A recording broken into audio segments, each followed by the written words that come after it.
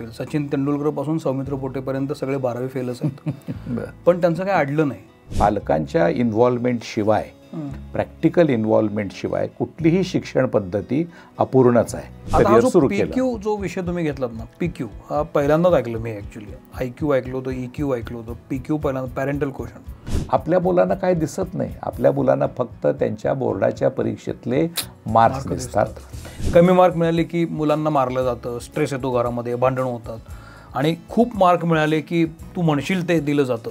हे पण टोकाचं आणि ते पण टोकाचं आहे. म्हणजे आजकाल पालकांमधली विनोद बुद्धी ही पूर्णपणे कुठं गायब झालेली आहे समजत नाही. मुलाला चांगले मार्क मिळावेत म्हणून मी त्याला क्लासला घालतो, कोचिंगला घालतो, स्पेशल ट्युशन लावतो, त्याला इन्फ्रास्ट्रक्चर चांगलं देतो सर्वसाधारणपणे, आणि तरी मुलाला कमी मार्क मिळतात. मग पालकाला राग येतो. तरी सोशल मीडियाचा जो राक्षस आहे तो आता आपल्या समोर भस्मासुरासारखा आवासून उभारलेलाच आहे. बरोबर. की मुलं तुमचं ऐकत नाहीत काय, याच्याबद्दल तुम्ही बिलकुल काळजी करू नका. पण मुलं तुम्हाला खूप क्लोजली ऑब्झर्व करतायत, त्याची तुम्हाला काळजी वाटली पाहिजे.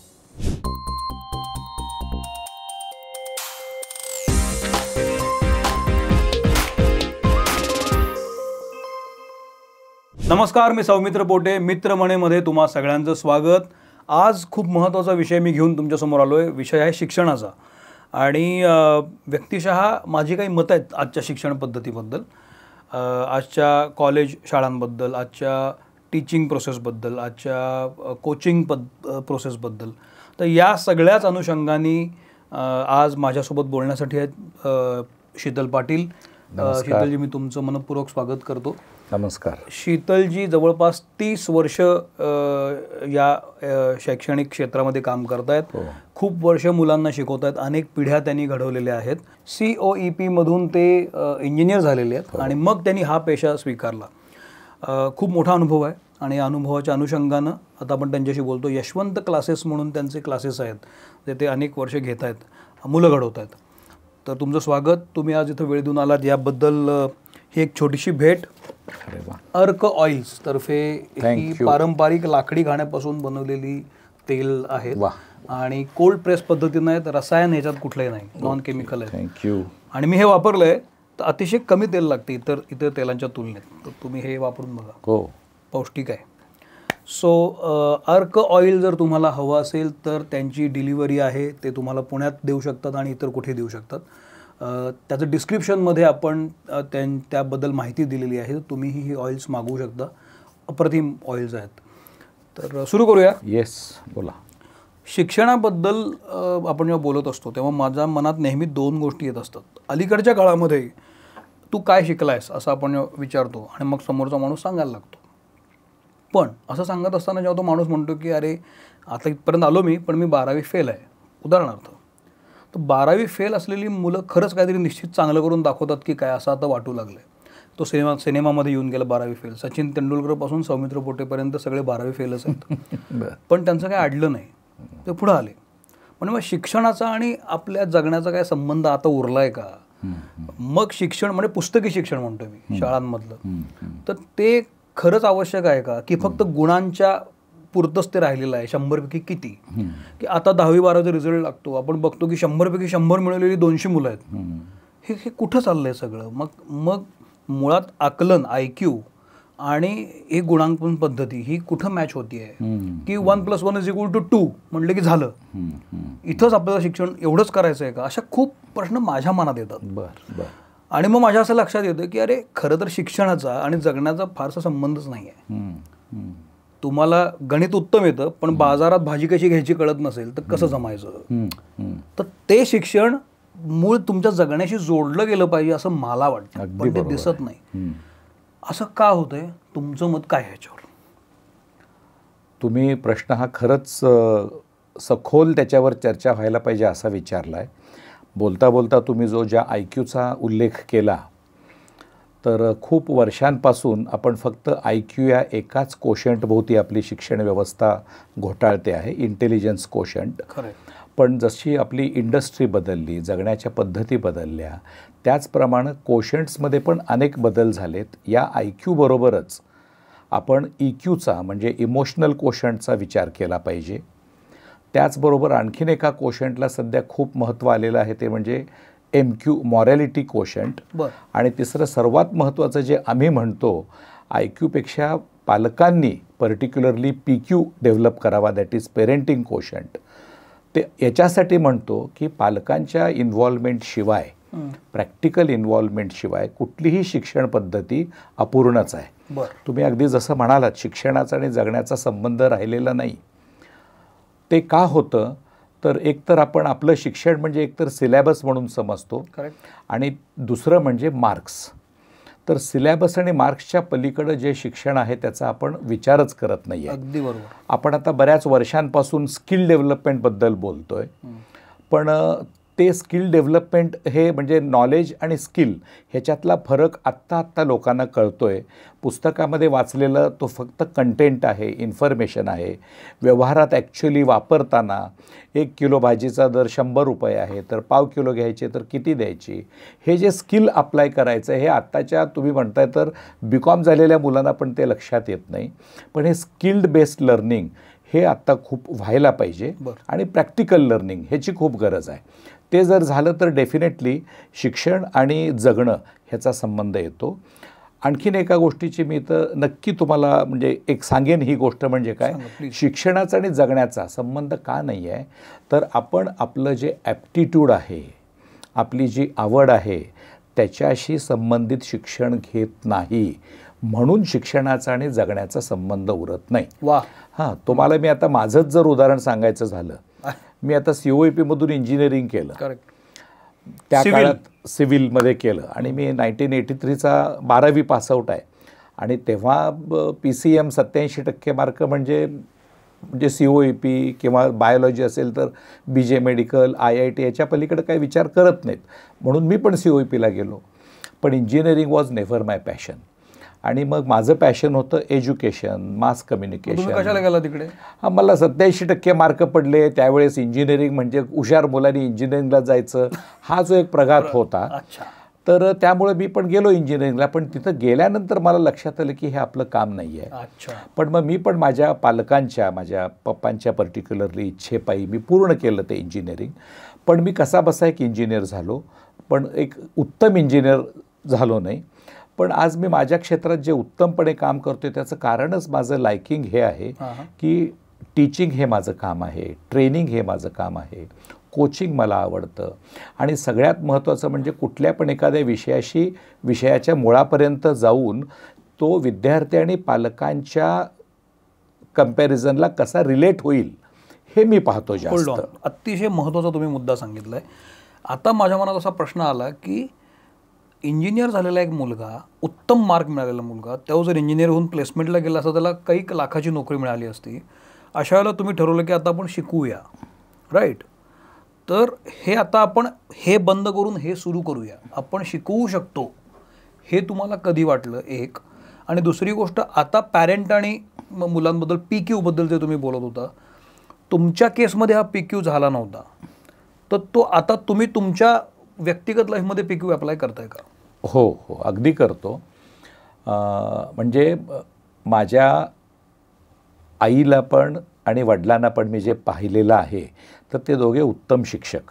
माझे शिक्षकच होते? हो, नाही, माझे पप्पा डॉक्टर. अच्छा. पण मेडिकल प्रॅक्टिस करत करत सुद्धा त्या काळी, म्हणजे मी असं म्हणेन की 80, 70, 80च्या काळात, 90च्या काळात ते मला माहिती असलेले त्या भागातले पहिले करिअर काउन्सिलर होते ते डॉक्टर. पण गावातले पंचक्रोशीतले लोक त्यांना विचारायला यायचे की मी काय करू, काय शिकू, कुठल्या कॉलेजला जाऊ. त्यांना मी पाहिलं. माझं मराठी आणि इंग्लिश त्या काळात मला माझ्या आईने शिकवलं. 4थीच्या सुट्टीत मला तिने तरखडकर भाषांतर पाठ मला शिकवली. आणि मी मराठी मीडियमचा असलो तरी आत्ता मी 2-3 तास अस्खलित इंग्रजीमध्ये बोलू शकतो. ते श्रेय माझ्या आईचं आहे. म्हणजे जर चांगल्या गोष्टी तुम्हाला योग्य वयामध्ये अशा पद्धतीनं मिळाल्या तर तुमच्यामध्ये एक चांगलं ट्रान्सफॉर्मेशन होऊ शकतं, हे मला लक्षात आलं. आणि मग मी इंजिनिअरिंग केल्यावर मी पण एक वर्षभर सिव्हिल फील्डमध्ये काम केलं, पण मी तिथं रमलो नाही. आणि मला म्हणजे असतील कदाचित माझ्या आईचे वडिलांचे गुण असतील माझ्यामध्ये, मला शिकवणं, लोकांपर्यंत पोहोचणं हे जास्त आवडायला लागलं.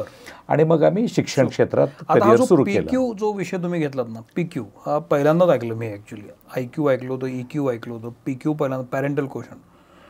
तर PQ बद्दल तुमचं काय म्हणणं आहे? हे कुठून सुरू होतं, कधीपासून सुरू होतं शिक्षणाच्या केसमध्ये? हां, तसं पाहिलं तर म्हणजे मी असं म्हणेन की जेव्हा तुम्ही बाळाचा विचार करता तेव्हाच खरं म्हणजे तुम्हाला पेरेंटिंग कोशंटबद्दल माहिती असलं पाहिजे.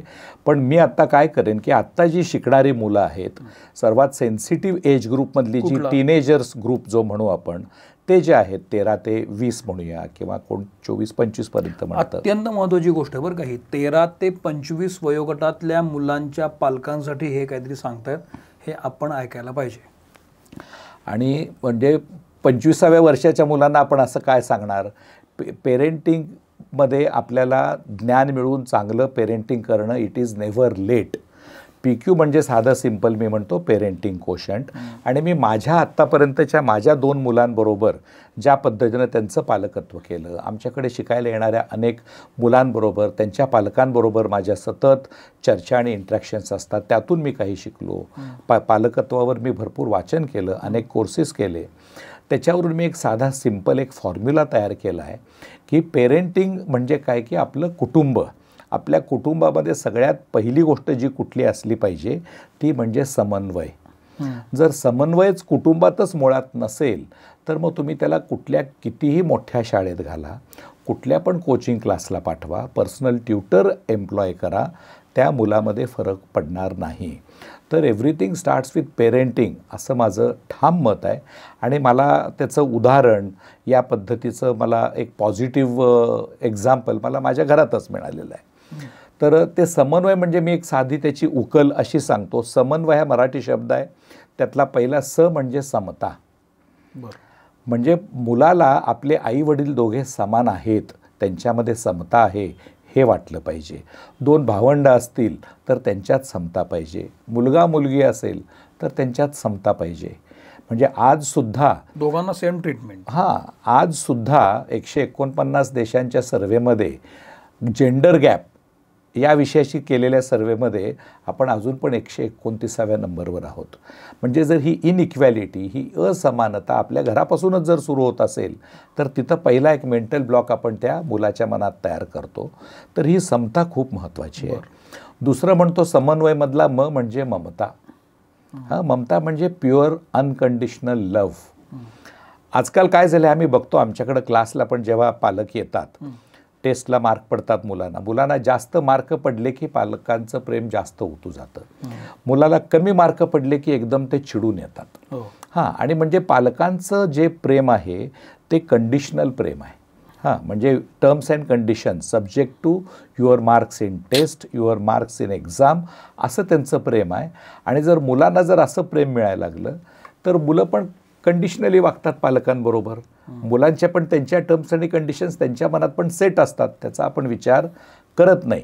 म्हणजे याच्यामध्ये पण मी काही तुम्हाला एक स्टॅटिस्टिक्स डेफिनेटली सांगेन की 68% मुलांचं शिक्षण जिथं पालकांचं अनकंडिशनल लव्ह असतं तिथं खूप चांगलं होतं. आणि जवळजवळ 65% मुलांचं शिक्षण हे 65% मुलं सर्वेमध्ये असं सांगतात की आमच्या पालकांचं फिलिंग्सपेक्षा जास्त लक्ष आमच्या मार्क्सकडं असतं. आणि हे जर मुलंच सांगतायत आणि त्याच्याकडे आपण लक्ष देत नाही आणि आपण त्यांच्याकडून परत जास्त मार्क्सची अपेक्षा करतोय, तर मला वाटतं की कुठंतरी आपण त्या मुळातच काहीतरी चूक करतोय, ती सुधारायला पाहिजे. पण मग अशा वेळेला पालकांचं काय चुकतंय? म्हणजे उदाहरणार्थ की मुलाला चांगले मार्क मिळावेत म्हणून मी त्याला क्लासला घालतो, कोचिंगला घालतो, स्पेशल ट्युशन लावतो, त्याला इन्फ्रास्ट्रक्चर चांगलं देतो सर्वसाधारणपणे, आणि तरी मुलाला कमी मार्क मिळतात. मग पालकाला राग येतो. अगदी यात काय चूक आहे? आणि जर चूक असेल तर याला ट्रीटमेंट कशी करायला पाहिजे? मग अगदी बरोबर. म्हणजे मला जो पुढचा मुद्दा सांगायचा आहे ना, त्याचाच तुम्ही प्रश्न विचारलेला आहे. समन्वय, अन्वय, अन्वय, समान पातळीवर घरातले सगळे असणे. म्हणजे आवड, किंवा त्याला आपण असं म्हणू शकतो की ॲप्टिट्यूड.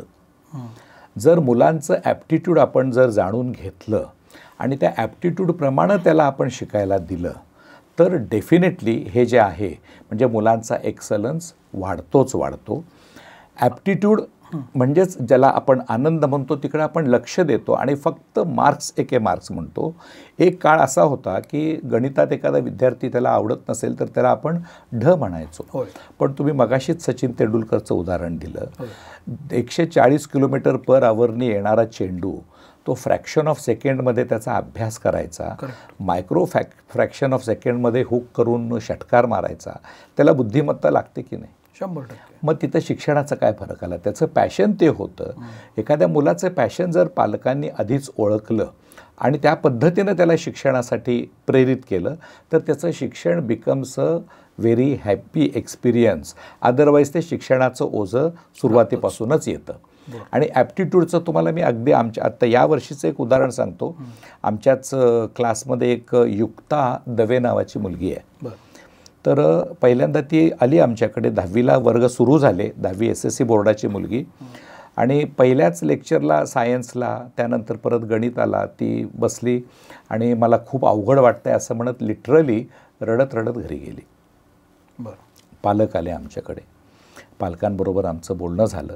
त्यांना सांगितलं आपण ह्या मुलीची आपण एक ॲप्टिट्यूड टेस्ट पण करून घेऊया. थोडंसं कट करू. पालक काय म्हणाले? तुम्ही काय बोलणं झालं? पालक म्हणाले की ही जर हिला सायन्स आणि मॅथ्स आत्ताच एवढं अवघड चाललंय तर तिला पुढं कसं होईल? तर मग आम्ही तेच म्हटलं की पहिल्यांदा आपण काय करूया की एकतर ती परत कंटिन्युअस येऊ दे. कोचिंग क्लासमध्ये आमचे पण काही डाऊट सॉल्विंग सेशन्स असतात. आम्ही पर्सनल टीचर देतो. तो भाग वेगळा.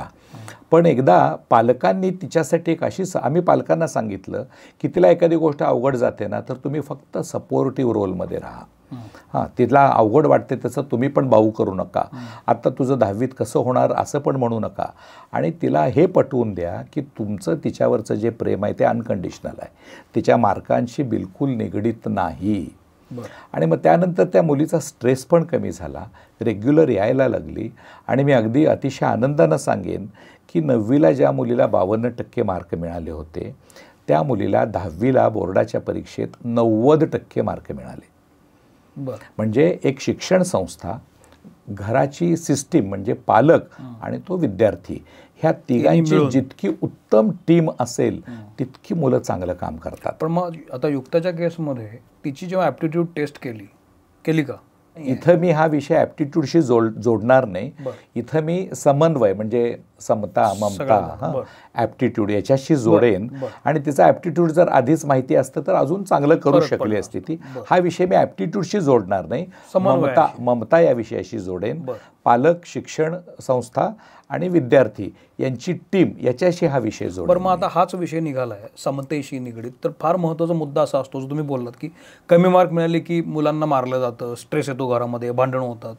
आणि खूप मार्क मिळाले की तू म्हणशील ते दिलं जातं. हे पण टोकाचं आणि ते पण टोकाचं आहे. तर आत्ता जी 10वीला कमी मार्क मिळणं, 12वीला कमी मार्क मिळणं, हवं तिथं ॲडमिशन न मिळणं, ह्याच्यामुळे जो स्ट्रेस घराघरामध्ये असतो तो टॅकल कसा करायला पाहिजे? म्हणजे अशा वेळेला पालकांनी काय केलं पाहिजे अचानक? कारण 12वीपर्यंत एकाच पद्धतीनं मुलांना वागवायची सवय झालेली असते आपल्याला. 10वीपर्यंत कमी मार्क पडलं ती पालक ओरडत असतात. आणि आता तुम्ही म्हणताय की असं करू नका. आता मला माझा अप्रोच बदलायचा आहे तर तो हळूहळू बदलतो ना. बरोबर. तर त्याची काही स्टेप्स आहेत का? पॅरेंटिंग कोशंटसाठी पालकांनी बदलायच्या काही स्टेप्स आहेत का? सांगतो. म्हणजे आपलं सगळं जे प्रेम आहे ते मार्कांबरोबर येऊन जे ठेपतं त्याच्यामुळं हा बेसिक प्रॉब्लेम आहे. मी कोचिंग क्लास चालवतो तरीसुद्धा मी असं सांगेन की मार्क्सच्या मागे धावूच नका. मार्क्सच्या मागे बिलकुल धावू नका. फक्त आपण पहिल्यांदा विद्यार्थ्याचा ॲप्टिट्यूड शोधूया. मी माझ्याच मुलाचं, धाकट्या मुलाचं उदाहरण देईन. मोठा मुलगा हर्षवर्धन जो आता क्लास पाहतो तो पहिल्यापासून अकॅडमिकली ब्राईट होता आणि तो आता फिजिक्स पण शिकवतोय. धाकटा मुलगा त्याच्या एक्झॅक्टली विरुद्ध. त्याला स्पोर्ट्स जास्त आवडायचं. तो स्वतःच एकदा मॅथ्समध्ये फेल होऊन घरी आला. मग मी कोचिंग क्लासचा जर मालक असेल तर मी त्याला काय म्हणायला पाहिजे होतं? अरे म्हटलं गदड्या, तुझे पप्पा एवढा मोठा कोचिंग क्लास चालवतात आणि तो फेल होऊन आलायस. मी त्याला म्हटलं काही हरकत नाही, फेल झालायस तर फेल होतो, नेक्स्ट टाईम आपण चांगला प्रयत्न करू. आणि मी थोडंसं विनोदी अंगानं घेतलं की अरे चांगलं काम केलंस, आज आपल्या घराण्यात तू पहिला असा आलायस की तू म्हणजे गणितात फेल झालायस, काही हरकत नाही. पण मग त्यानंतर अशी चर्चा करता करता आम्हाला लक्षात आलं की तो फुटबॉल अतिशय चांगलं खेळतो. पण ते कळायलासुद्धा आम्हाला उशीर झाला, जवळजवळ 8वीला वगैरे आम्हाला लक्षात आलं. मग आम्ही सतत त्याला त्याच्या फुटबॉलच्या मागे त्याला प्रोत्साहन देत राहिलो. अभ्यासावरचं दडपण कमी केलं. ICSE बोर्डात शिकत होता तो, आणि द मोमेंट त्याचं दडपण कमी झालं, even he scored 84% in ICSE. आणि मग त्याचं आता स्पोर्ट्स मॅनेजमेंटमधलं त्याचं इंग्लंडमधून त्यांनी शिक्षण डिस्टिंक्शनमध्ये पूर्ण केलं, आणि त्याचं आता इंटर्नशिप सुरू आहे. आणि समन्वय हा तुम्ही मगाशी जो विषय म्हणालात, तर त्यातला म्हणजे आवड, त्याच्यानंतरचा जो न आहे तो नम्रता. म्हणजे पालकांनी जर एक होलिस्टिकली पाहिलं आपल्या मुलांकडं काय काय शिकवलं पाहिजे, जे पालकच जास्त शिकवू शकतात, त्यातला एक म्हणजे नम्रता. आणि नम्रता ह्या म्हणजे काय, मेक देम से सॉरी, हे खूप गरजेचं आहे. म्हणजे माझा मुलगा जेव्हा इंग्लंडला शिकायला होता तेव्हा त्याच्या शेजारच्याच रूममध्ये एक ब्रिटिशर मुलगा होता हॉस्टेलमध्ये. तर एकदा हा माझा मुलगा आदित्य आणि त्याचा मित्र रात्री एक बराच वेळ बोलत गप्पा मारत होते. काहीतरी जोक झाला आणि ते जोरजोरात खिदळले. तर तिकडचा तो ब्रिटिश मुलगा एकदम तावातावानी यांच्या रूमचं दार त्याने त्याच्यावर लाथ मारून उघडलं, आणि एकदम तो फ्युरियस झाला. म्हटलं, तुम्हाला समजत नाही का ही काय जोक करायची वेळ आहे काय, हसायची वेळ आहे काय? तर अशा केसमध्ये माझा मुलगा आणि त्याचा दुसरा एक मित्र त्यांनी त्या ब्रिटिशरला तिथं म्हणजे त्याला त्याच्यापेक्षा जास्त आक्रमक पद्धतीनं त्याला रिॲक्ट पण ते करू शकले असते. पण माझ्या मुलाने त्याला सॉरी ब्रो असं सांगून त्याला म्हणजे आता नाही आम्हाला शांत केलं. त्यानंतर परत आम्हाला पालक इथं असताना, मुलगा इंग्लंडला शिकतोय, आम्ही पालक इथं, आणि असा प्रसंग झालेला जेव्हा समजला तेव्हा आमची किती घालमेल झाली असेल. तर त्याला आम्ही त्याला शिकवलेलं की जेव्हा आपली चूक असो किंवा कधी कधी नसो, पण प्रकरण वाढू नये म्हणून सॉरी म्हणणं गरजेचं आहे. 2-3 दिवसानंतर परत तो मुलगा जेव्हा युनिव्हर्सिटी कॅम्पसमध्ये माझ्या मुलाला भेटला तेव्हा त्यांनी परत सॉरी म्हणून सांगितल्यानंतर तो मुलगा म्हणाला, अरे मी तेव्हाच विसरलो, हे तुला काय सॉरी म्हणायची काय गरज नाही. म्हणजे जर अशी गोष्ट पण पालकांनी शिकवली तर सुद्धा मुलं त्यांचं लर्निंग अजून चांगलं होतं. म्हणजे मुळात काय, जितकं मुलाला आपण स्ट्रेस फ्री करू तितकं त्याचं लर्निंग पण चांगलं होतं. बरं, मग आता हे समन्वय न झालं. नंतर आता व आणि य बद्दल सांगेन. व म्हणजे विनोदबुद्धी. म्हणजे आजकाल पालकांमधली विनोदबुद्धी ही पूर्णपणे कुठं गायब झालेली आहे समजत नाही. आपली विनोदबुद्धी फक्त व्हॉट्सअपवर इमोजी पाठवण्यामध्ये किंवा व्हॉट्सअपचा एखादा जोक कुठंतरी फॉरवर्ड करण्यामध्येच हरवली आहे का आपली विनोदबुद्धी? बरं, तर विनोदबुद्धी उपजत पण असते, हे पण खरं आहे. पण विनोद आजकाल भरपूर अवेलेबल आहेत आपल्याबरोबर. पण आपण ते विनोदाचे, आनंदाचे, हसण्याचे क्षण आपल्या फॅमिलीला किती देतो, आपल्या मुलांना किती देतो, त्याची जबाबदारी मी असं म्हणेन की सर्वस्वी पालकांवर आहे. मी आणखीन एक स्टॅटिस्टिक्स सांगतो की जे पालक आपल्या मुलांबरोबर अत्यंत इनफॉर्मल असतात, सतत ह्युमर विनोद निर्माण करत असतात, अशा मुलांचं लर्निंग हे 82% सोपं होतं, इफेक्टिव्ह होतं. त्यांचे कॉग्निटिव्ह स्किल्स जास्त चांगले होतात. म्हणजे साध्या साध्या गोष्टी आहेत. आपण समता पाहिलं, ममता पाहिलं, मुलांची आवड आपण लक्षात घ्यावं हे पाहिलं, त्यांना नम्रता शिकवली पाहिजे हे पाहिलं, आणि आत्ता आपण विनोदाबद्दल बोलतो आहे. म्हणजे ज्या गोष्टी मिसिंग आहेत. मग विनोद कसा करायचा आहे, एक तुम्हाला जो आवडलेला विनोद आहे तो तुम्ही सांगा. तुमच्या कॉलेजच्या काळात, तुमच्या शाळेच्या काळात घडलेल्या गोष्टी सांगा. जर आपण बाहेर मित्रांबरोबर, मैत्रिणींबरोबर इतके जर खिदळतो, संध्याकाळी गप्पा मारल्या, त्यांच्यावर फिरायला गेलो, तर इतके आपण मनसोक्त हसतो. ते हसणं घरात आज हळूहळू लुप्त होत चाललं आहे. ते हसणं, ते खिदळणं आपल्या घरात पाहिजे.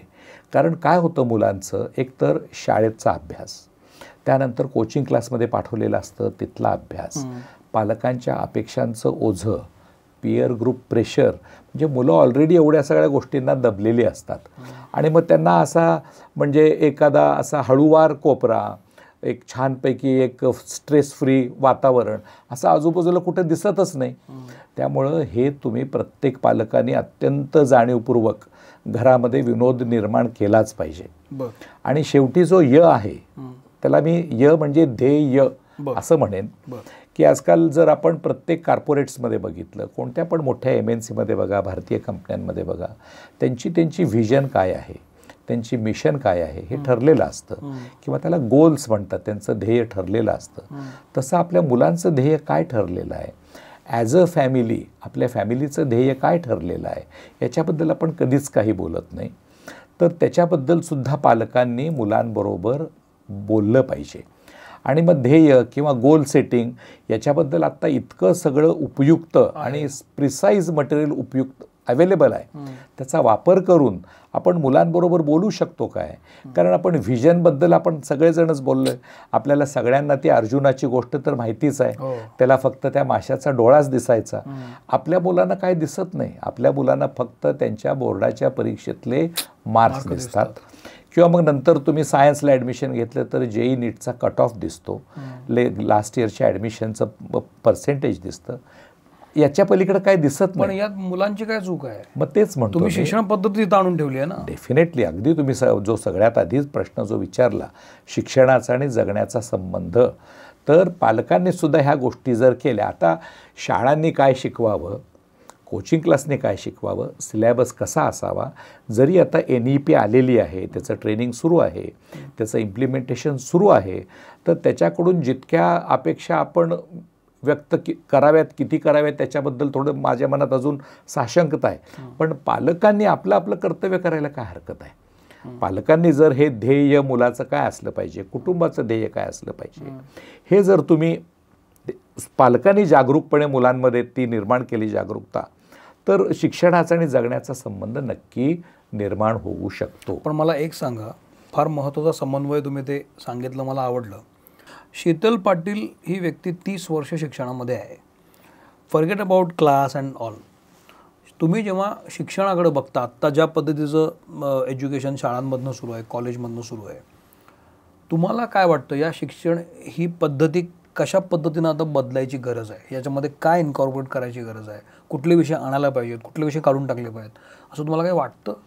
एक मोठा आपण जेव्हा या सगळ्याकडे बघतो तेव्हा. बरोबर वाटतं त्याची सुरुवात सरकारने तर न्यू एज्युकेशन पॉलिसी अंमलात आणायची या त्यांच्या धोरणापासून केलेली आहे. पण सरकारी धोरण किंवा नवीन पॉलिसी आणली तर काय फरक पडेल असं नाही.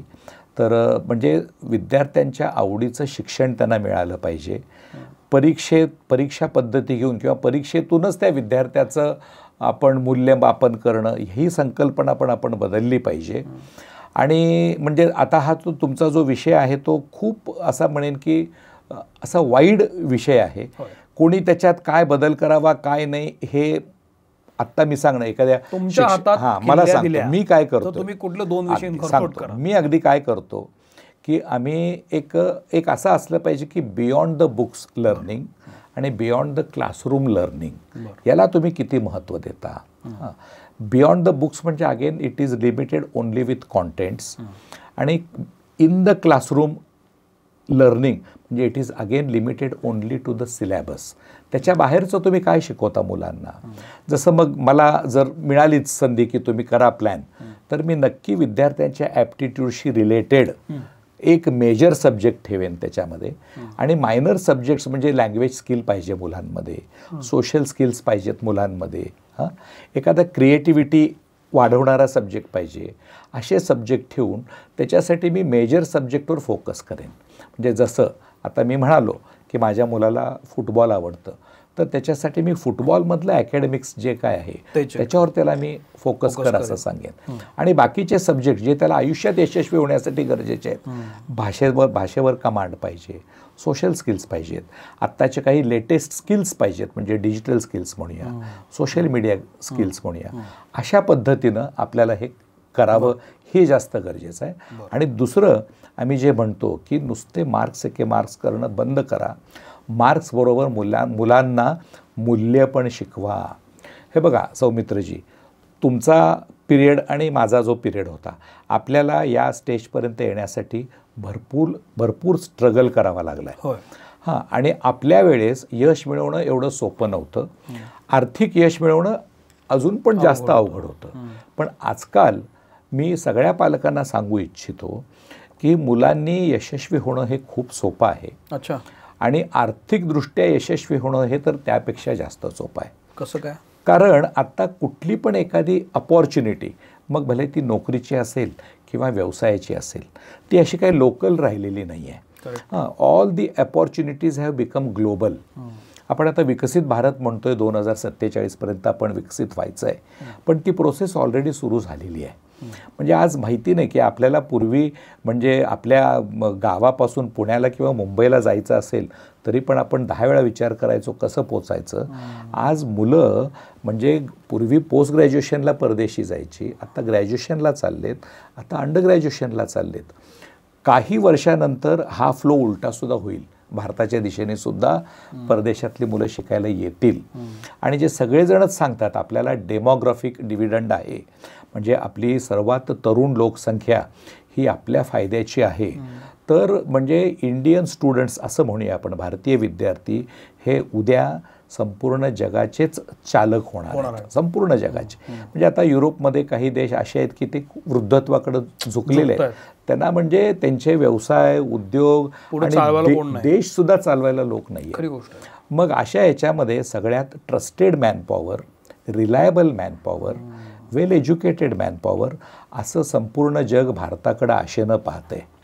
आणि या क्षेत्रात आपला एकमेव प्रतिस्पर्धी आहे तो चायना आहे. पण चायनाची जी 1971 साली त्यांनी सिंगल चाइल्ड पॉलिसी केली होती त्याचे दुष्परिणाम त्यांना आता भेडसावत आहेत. त्यामुळे सगळ्या दृष्टीने आपल्या विद्यार्थ्यांना जागतिक संधी आहे, स्कोप आहे. त्यामुळं म्हणजे माझ्या मुलाचं कसं होईल याचा विचार न करता मुलाला जे आवडतं ते त्याच्या पॅशनपर्यंत पोचवणं आणि हे करता करता मुलांमध्ये मूल्यांची सुद्धा निर्मिती करणं हे खूप गरजेचं आहे. वा, मला फार महत्त्वाचे मुद्दे मांडलेत तुम्ही. आता मला थोडं मुलांच्या पॉईंट ऑफ व्ह्यूनं बोलायचं आहे. म्हणजे जो तुम्ही मुद्दा मांडलात की EQ, IQ, PQ बद्दल तुम्ही बोललात भरभरून. मुलांच्या केसमध्ये IQ आणि EQ हा बॅलन्स कसा साधायचा? मुलांनी काय करायला पाहिजे? म्हणजे एकीकडं पॅरेंट म्हणून आपण जबाबदारी बदलायला पाहिजे हे बरोबर आहे, पण मुलांनी पण काही गोष्टी लक्षात घेतल्या पाहिजेत ना. मुलांनी पण काही गोष्टी स्वतःमध्ये बदल करायला पाहिजे हळूहळू.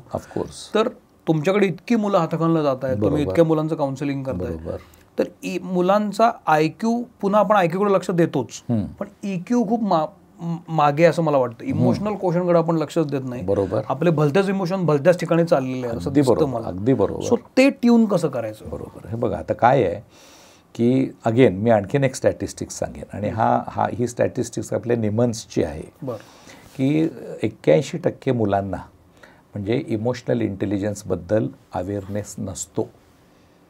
म्हणजे मग ही मुलं ज्यांना इमोशनल इंटेलिजन्सबद्दल अवेअरनेस नसतो ती म्हणजे त्यांना मुळातच इन्सिक्युरिटी वाटणं, कोणाला फॉलो करणं, कोण आपला रोल मॉडेल आहे पाहणं, हेच मुळात त्यांच्या लक्षात येत नाही.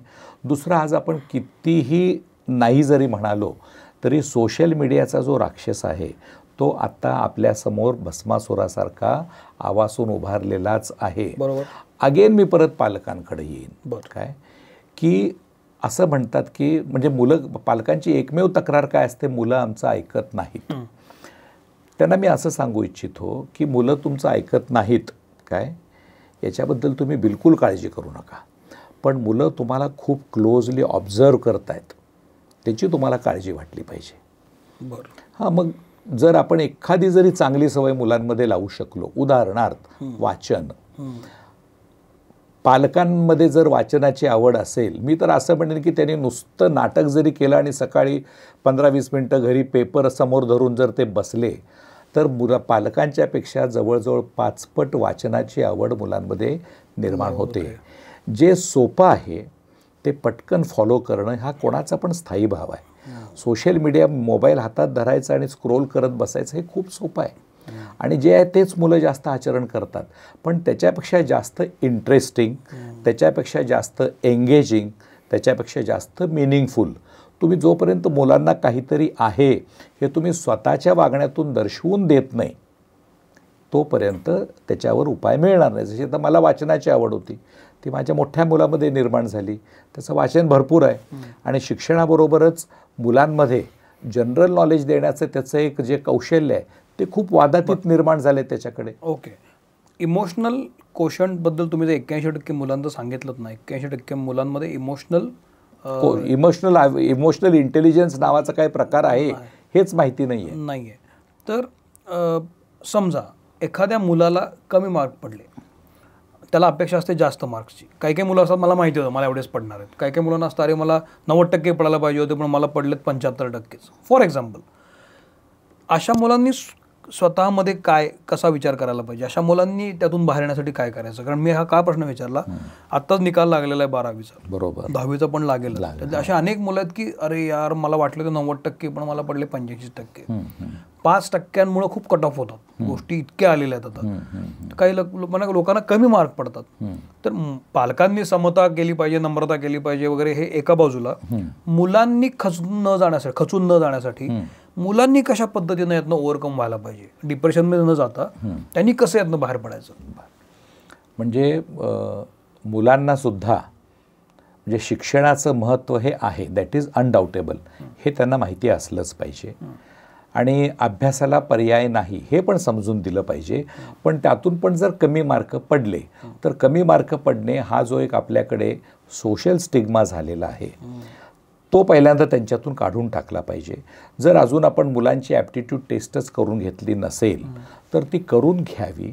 त्याच्या आवडीचे विषय कोणते आहेत ते पाहिलं पाहिजे.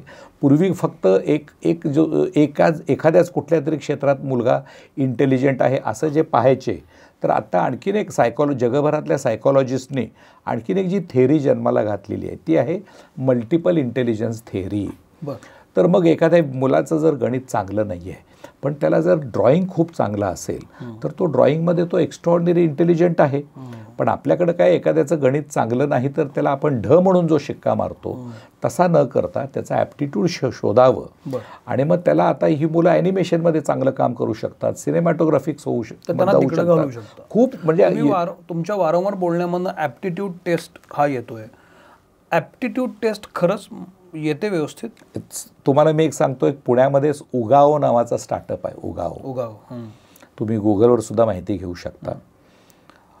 तर एकाला फक्त आपल्या बाल्कनीमध्ये असलेल्या झाडांची निगा राखणं, नवीन झाडं लावणं, त्यांना वाढवणं याची आवड होती आणि त्या आवडीतून आज उगाव नावाचा स्टार्टअप सुरू झाला. मग त्याच्यामध्ये तुम्हाला अजून जर फॉर्मल शिक्षण घ्यायचं असेल तर तुम्ही हॉर्टिकल्चरमध्ये जाऊ शकता, ॲग्रिकल्चरमध्ये जाऊ शकता. आपल्याला फक्त AI, रोबोटिक्स, क्लाउड कॉम्प्युटिंग याच्या पलीकडे काही सुचतच नाही. आज म्हणजे एखादा चांगला शेफ होऊ शकतो. एक आमचाच एक विद्यार्थी त्यांचं ठरलेलंच होतं की त्याला मेडिकललाच घालायचं. पण मग पालकांबरोबर त्या मुलाच्या आई वडिलांबरोबर माझ्या 2-3 वेळा चर्चा झाल्या. ते स्वतःहून सांगायचे की माझा मुलगा किचनमध्ये मला सतत मदत करतो, खूप चांगले केक्स बनवतो. आणि हे पालक सांगता सांगता सहज बोलून गेले. आणि ॲप्टिट्यूडमध्ये त्याला तसा ॲप्टिट्यूड आहे असं आला. आणि आज तो मुलगा बुर्ज खलिफामध्ये शेफ आहे. काय सांगता? हॉटेल मॅनेजमेंटचा कोर्स करून त्यांनी ते केलं. म्हणजे जर आपण अशा गोष्टी जर केल्या, म्हणजे फक्त AI, फक्त मेडिकल याच्या पलीकडं खूप मोठं जग आहे, खूप मोठं जग आहे. दुसरं मी आणखीन एक सांगेन की आजकाल पालकांची आणखीन एक फॅशन झालेली आहे. ते काय म्हणतात की आम्ही सगळं मुलांवर सोडून दिलं आहे. मुलांना सांगितलं की तुम्हीच निर्णय घ्या, सांगतात ना. आणि हे बोलताना असं पण सांगतात की आम्ही त्यांच्यावर काही लादत नाही, त्यांच्यावर दबाव आणत नाही, फ्रीडम दिले. मी असं म्हणेन पालकांना की तुम्हाला तरी आत्तापर्यंत समजलं काय की माझ्यासाठीचं राईट करिअर कुठलं होतं? आत्ता 90-95% पालकांना सुद्धा असं वाटत असेल की कदाचित मी जे क्षेत्र निवडलं आहे, मी जिथं जॉब करतोय, मी जो व्यवसाय करतोय हा माझ्या पॅशनशी रिलेटेड नाहीच आहे.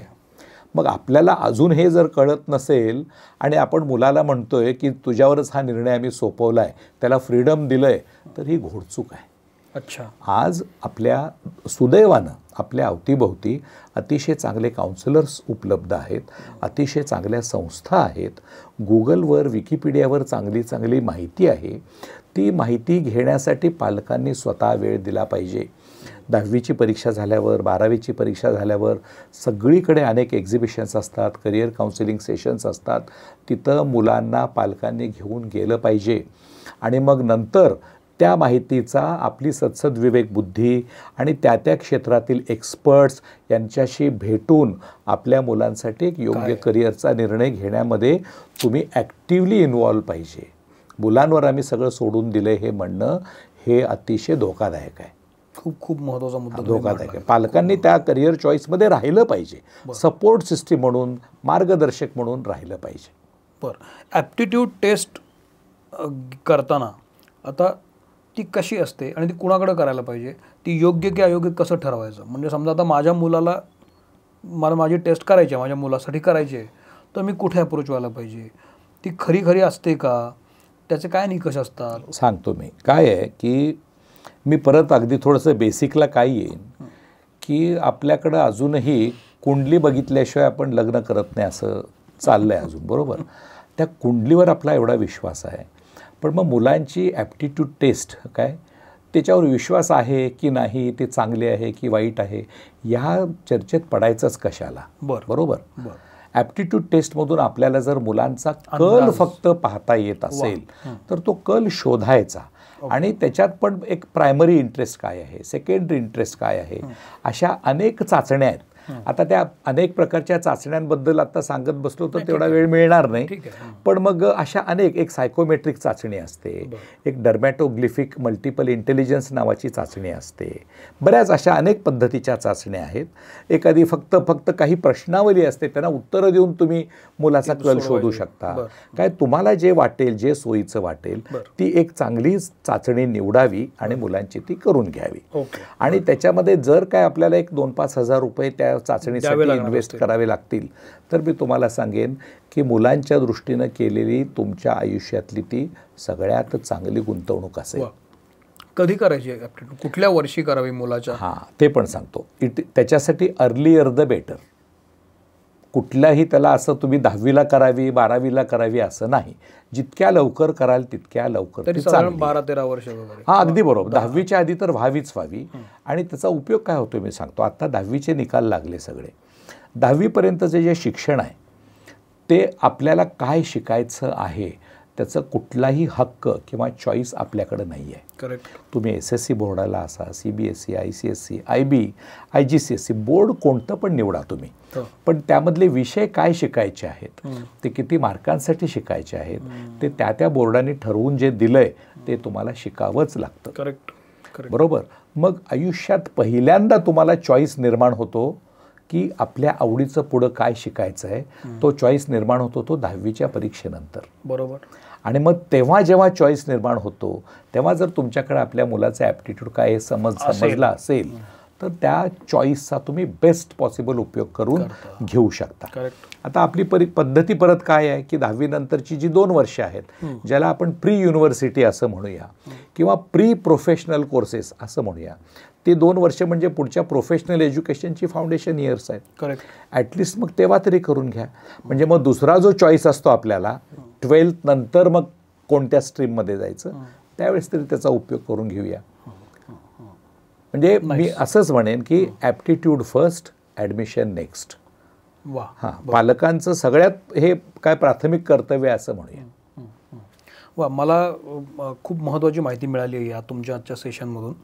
आणि मला खात्री आहे की आत्ता जी मुलं टीनेजमध्ये आहेत किंवा जी 10वीच्या 9वी-10वीतली आहेत किंवा 8वी-9वी-10वीतली आहेत त्यांच्यासाठी हा फार महत्त्वाचा मोलाचा सल्ला असेल. आणि पालकांसाठी PQ हे मला पहिल्यांदाच कळलं तुमच्या निमित्तानं. या एपिसोडमधून निश्चित खूप घेण्यासारखं आहे. आणि शीतलजी, तुम्ही आवर्जून मित्रमंडळमध्ये आलात आणि ही सगळी माहिती आम्हाला दिलीत, हा ॲप्रोच सांगितलात, त्याबद्दल खरंच खूप आभार. तुम्हाला हा एपिसोड कसा वाटतो मला जरूर सांगा. शीतलजी, तुम्ही सोशल मीडियावर आहात का? मी स्वतः सोशल मीडियावर एवढा ॲक्टिव्ह नाही आहे, पण आमचे यशवंत क्लासेसचे सगळे सोशल मीडिया हँडल्सवर अशा पद्धतीचा भरपूर कंटेंट उपलब्ध आहे. तर तुम्ही तिथेही अप्रोच होऊ शकता. तुमचे काही प्रश्न असतील तर तुम्ही मला विचारू शकता, मी ते शीतलजींपर्यंत पोहोचवू शकतो. तर हा एपिसोड कसा वाटला मला जरूर सांगा. आणि सगळ्यात महत्त्वाचं म्हणजे हा जास्तीत जास्त लोकांपर्यंत शेअर करा, कारण कोणालाही याची गरज भासू शकते. हा मुलांसाठी आणि पालकांसाठी पर्वणीचा विषय आहे, महत्त्वाचा विषय आहे. तर चॅनल जरूर सबस्क्राईब करा आणि पाहत रहा मित्रमणे, कारण चांगली माणसं जोडली जाणं फार महत्त्वाचं आहे. भले ते घडो. Thank you sir. थँक्यू.